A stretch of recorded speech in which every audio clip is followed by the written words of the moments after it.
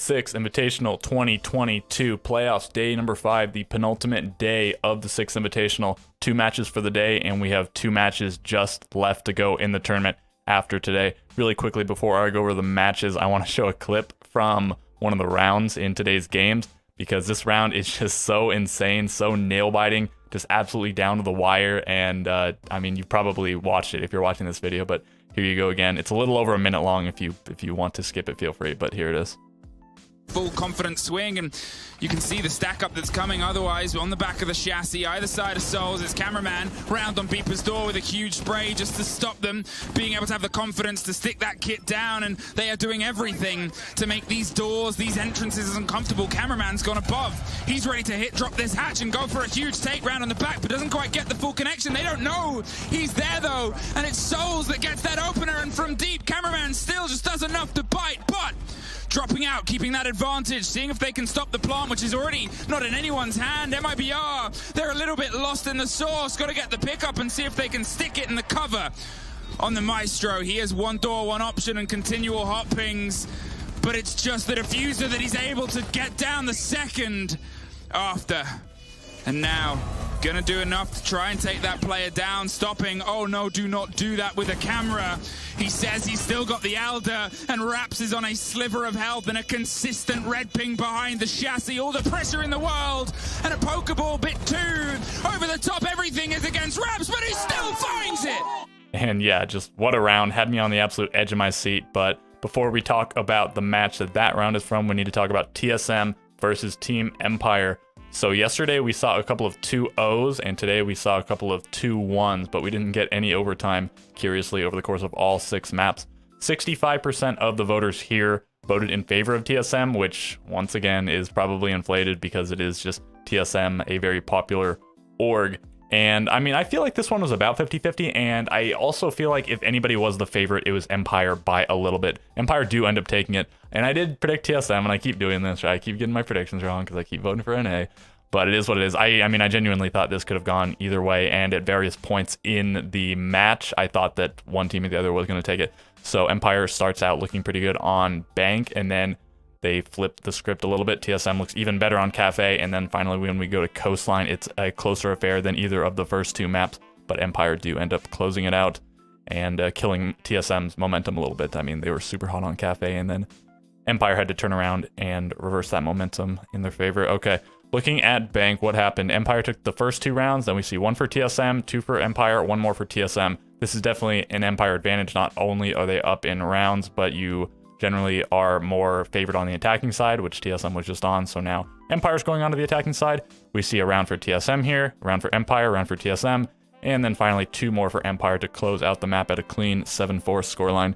And then when we go to Cafe, this has been quite a good map, I think, for both of the teams. Maybe TSM stats aren't actually that good on it, depending on how far you go back, but fairly recently in the NAL, the last like 6 months or so, they looked very scary on it. I think especially in, I want to say it was stage 2, but also statistically very good map for Empire. But TSM, I think, is just one of those teams that you think of when you see Cafe. TSM takes the first 2 rounds. Empire gets 1, 3 more for TSM. Big 5-1 defensive half. That's exactly where you want to be. I mean, ideally a 6-0, but you can't really ask for much better than a 5-1.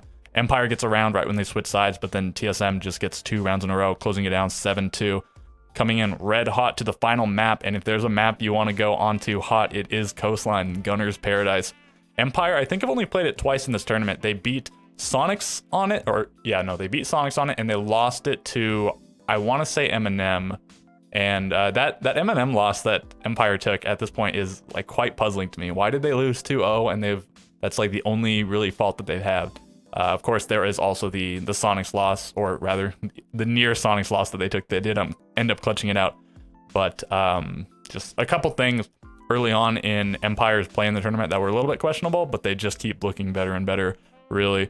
Yeah, 7-5 on Coastline. TSM takes the first round. Empire, TSM, Empire, Empire, TSM. 3-3 half at the end of the first half. TSM, Empire, Empire, TSM. This was a nuts round. Big clutch by Chala. But then, sadly, Empire just gets the next 2 to prevent any sort of overtime in this match and securing Empire a spot in the grand finals. And this is massive. We'll see who joins them in the grand final. And if it is FaZe, which, you know, spoiler, is the winner of the next match. I'm sure it's not a spoiler, you probably already know, but if it ends up being FaZe and not TSM, then that means that in the last 4 events, which were the 6 Invitational 2021, and then the Mexico Major, the Sweden Major, and this 6 Invitational as well, it'll have been only EU or LATAM teams in the grand finals, and actually all LATAM teams except for Empire, who have made 2 grand final appearances. This is their second. The first was, Mexico Major, right?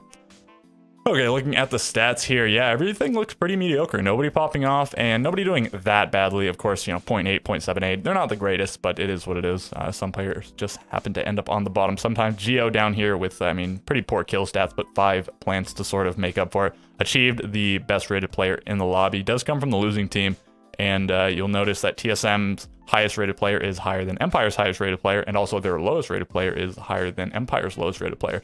So the stats, I mean, if you just win the right rounds in a match, you win the match, because in this match in particular, the teams each took 16 rounds. So they won an identical number of rounds, but Empire won the correct rounds to win the match. You know, TSM might have been very dominant on one map, but Empire took rounds in the other maps to secure the series as a whole. So yeah, Empire to the grand finals, TSM to the loser finals. They're still in the top 3. They're guaranteed a top 3 placement, and they have to win their next one for second, and then the one after that for first place in the tournament. And if they do get back to the grand final by defeating FaZe, then it'll be, of course, a rematch of this matchup. Okay, let's move on to the other match for the day. FaZe Clan versus Mibr. The last 2 LATAM teams have to go head-to-head to determine which one will go forward to be the final representative from their region. So at the end of this, of course, it is FaZe Clan that wins. They take it 2-1, and this leaves 1 LATAM team, 1 European team, and 1 NA team left in the tournament. It's going to be FaZe versus TSM in the losers final, and then winner will go on to fight Empire. So it'll either be Europe versus LATAM or Europe versus NA in the grand final. And right, so looking at this match, the community prediction first, 68% in favor of FaZe. I would agree that FaZe were the favorite coming into it, but I think 68% is maybe a little bit extreme. Of course, this isn't like odds or anything. This is just the number of people that voted for each one. But if it were odds, I think I'd give it maybe like 60-40 to FaZe. I think Mibr deserve a little bit more credit, especially given how little credit they've actually been given throughout their entire very impressive loser bracket run, which unfortunately has come to an end here. They probably still exceeded everybody's expectations, given that they didn't attend either of the majors, and part of that was to do with one of their players having an injury that impeded their play. It is what it is. And then also they had to come into this tournament via the last chance qualifier. So again, FaZe Clan definitely the favorite. Mibr having to make a little bit of a comeback story for the entire year, and then in this tournament after groups, the whole deal with that. And then FaZe Clan are still the reigning major champions. So let's take a look at what actually happens in this match. A 7-5, 7-4, 7-3. So it gets progressively more in favor of the winning team, but it does alternate which team wins. FaZe Clan, Mibr, FaZe Clan. Cafe is FaZe's map, and they're quite good on it. They end up taking it 7-5, but let's just see how it goes down in particular. FaZe, Mibr, FaZe, Mibr, Mibr, Mibr. So Cafe, generally a defender-sided map, and I think the stats for this tournament do reflect that. Maybe after this game, they're back to attacker-sided. I haven't looked at it, but we do see 9 attacker wins out of 12 rounds. So 75% of rounds in this map go to the attackers, which is a bit against the grain, but it's not something we haven't seen before on Cafe. So Mibr got to be feeling good up 4-2, but it is still possible for that to be matched or bettered by FaZe. So we switch sides. Mibr go up another round. They're now up 5-2, and it's looking like maybe not going to be an attacker-sided Cafe, but instead an Mibr favored Cafe, but not to be, because FaZe Clan take the next 5 rounds in a row. And yeah, I feel like this should have been an Mibr map, and not only because they got clutched on twice, so we see a 1v2 clutch from Astro here and a 1v2 clutch from Souls. So if Mibr had actually closed out these 2v1 advantaged rounds, then they would have, I guess, won this map and then won the series 2-0 if that hadn't butterfly affected things. But I say 2v1 advantage. The diffuser was down, so that was still an advantage for the attacker. And if we examine this first round, the bomb went down in, I believe it was like a 4v4 or a 3v4 for whichever team, but there were a lot of people still up. And then Mibr traded out pretty favorably. They got it down to a 2v1, but then an impressive clutch by Astro in the 1v2. And then in this round, Souls plants the bomb. It's already in a 1v2. And so I'm wondering a little bit how they let him plant in that 1v2. I mean, I suppose you're in a clutch situation and you're the one up. You don't want to get 1v2'd. You don't want to just swing one of your players and then put it down to a 1v1. But he just started planting and didn't stop planting or anything. So he was just allowed to do it. And then maybe they could have played their angles a little bit better and they could have pinched him a little bit better. They could have swung at the same time and denied him the clutch. And I'm not saying it wasn't a very impressive clutch. It definitely was. But I still think that maybe Mibr could have played a little bit better. And so in addition to getting clutched on twice, I think that their overarching issue was giving too much up to FaZe. Not for free, because FaZe is just quite aggressive and good at taking things. But indeed, they shouldn't have let them plant as many times as they did. And it is only in these 5 rounds that FaZe won 3 out of the 5, and 2 of them involving the clutches. But still, it seemed like in 2 and maybe even all 3 of these rounds, they shouldn't have allowed them to plant, and that was ultimately their downfall. So yeah, impressive 5 rounds in a row for FaZe to take that first map. And then if we look at the second map, we see something similar from Mibr. So first 2 rounds go to FaZe, Mibr, FaZe, Mibr, FaZe. FaZe now up 4-2. That's pretty standard on Chalet. It is an attacker-sided map generally, and I guess even more so after this one goes down. We do see 9 of the 11 rounds going to the attackers. And so what does that mean? That means Mibr gets 5 in a row for themselves. So they do the 5 win streak thing on their map, just like FaZe did on their map, but Mibr does it a round earlier to secure their map in 11 rounds versus FaZe's 12. So kind of like the TSM Empire match, the team that does end up inevitably losing, it does go into the last map with momentum. So Mibr bested FaZe Clan's performance on the first map, and so they are now carrying that momentum into the third map. And based on what we've seen in this tournament, you might even think that Mibr is favored on Bank. They've looked quite good on it for the most part. And so it could really go either way, with maybe a slight Mibr favor, but it is FaZe that do end up taking it pretty decisively. So FaZe, Mibr, FaZe.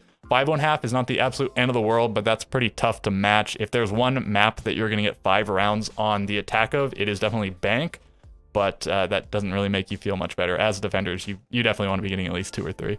And just 1 is, again, doable, but it's going to be very tough. So when we switch sides, we see Mibr take the first one. This is that crazy round that I showed earlier. Very good thing that they took this. You don't want to have to win 5 in a row with your backs against the wall. That's just really, really tough. And then they actually take the next one also off the back of a clutch. So we see 2 clutches here that maybe shouldn't have happened for Mibr, just like we shouldn't maybe have not seen those 2 clutches come out from FaZe on Cafe, but they do happen. And it's keeping them alive, and maybe this is enough to turn the tide for them. Maybe this will tilt FaZe, the fact that they keep getting clutched on, but it also indicates that Mibr really is just hanging on by a thread. They are both 1v1, so it is whoever won that final 1v1, it would have been a clutch for either of them. But I think in each situation, it seemed like when it came down to that 1v1, the defenders were perhaps a little bit advantaged, but in this first clutch, I think it was a 2v3 for the defenders at the beginning of that clip, if I remember right. But this one, it seemed like probably the defenders should have taken it pretty decidedly. And then the FaZe Clan just takes the last 2 rounds, so they secure it out. Unfortunate. I really would have liked to have seen at least 12 rounds, if not overtime, you know, for the last map of the day, seen in overtime, and to close out this pretty epic series. It leaves a little bit of a bad taste in your mouth that it ended this way, but it was still a really fun one. Super intense match to watch. And yeah, not much else to say about it. FaZe are looking scary, and they took down Mibr, who were looking, I mean, also quite scary. So we'll have to see if LATAM can repeat. Looking at the stats here, Luka did pretty well for his team with the best rating, and then over here on FaZe, the best in the lobby being Souls. Super impressive play from the hard support of FaZe. We see a 1vx coming out from him and 8 plants, along with having the highest rating, of course, but then also the highest KD, neutral entry, really high cost, and 42% survival is massive. So super impressive play from him. Astro continues to be good. Bullet, Cyber, even down to Cameraman. They all put up reasonable to okay stats. And, you know, just the rest of Mibr, besides Luke, it is just all pretty mediocre and perhaps a little bit lackluster at the very end of things. And all right, so I guess that'll do it for this one. Let's move on to the bracket.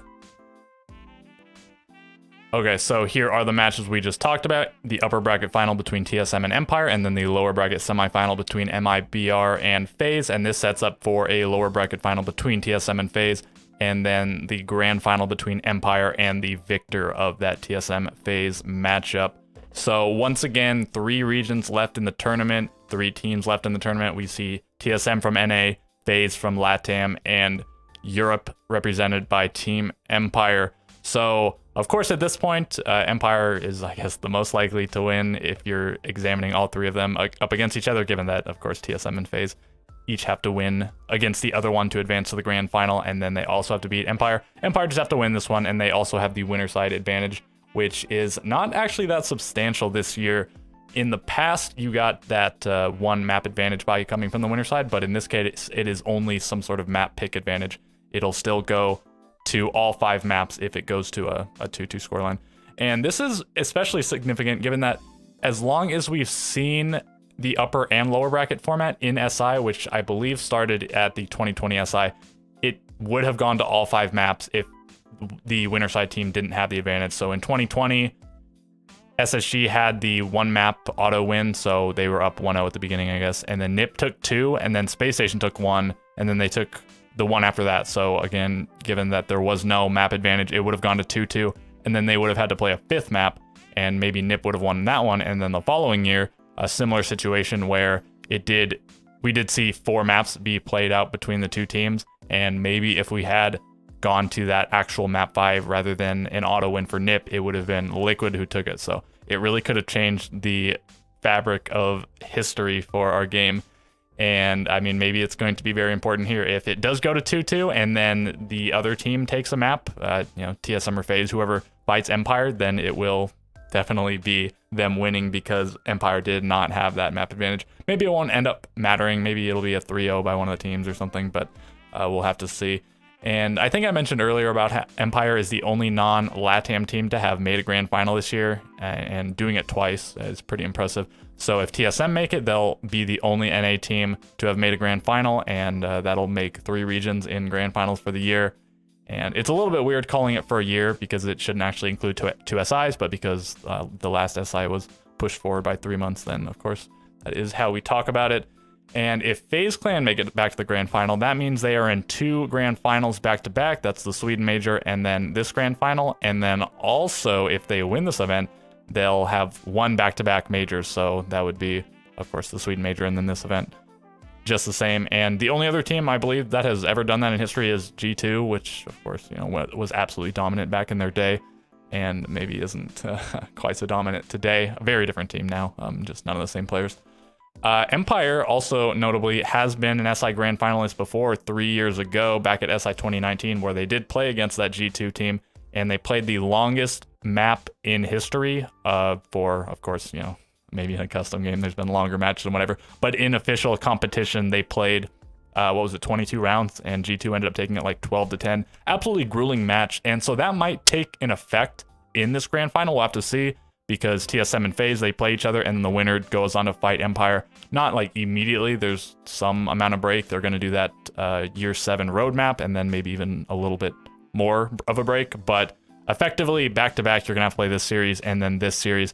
And this could go up to 3 maps, and this one can go up to 5 maps. And I believe they all have infinite overtime, at least the last one, but I'm pretty sure all of the maps in the grand final for this event will have infinite overtime. So we could see a lot of rounds, and TSM and FaZe could have to play a lot of rounds, play a lot of maps, all this stuff. And Empire is probably one of the last teams that you want to go up against when stamina is an issue. They probably have more of it than most teams, especially given the lessons that they probably learned about stamina back in that SI 3 years ago against G2. So I don't think TSM and FaZe are teams that especially lack stamina. I don't know which teams would. We haven't ever seen that many really long series and days for the most part.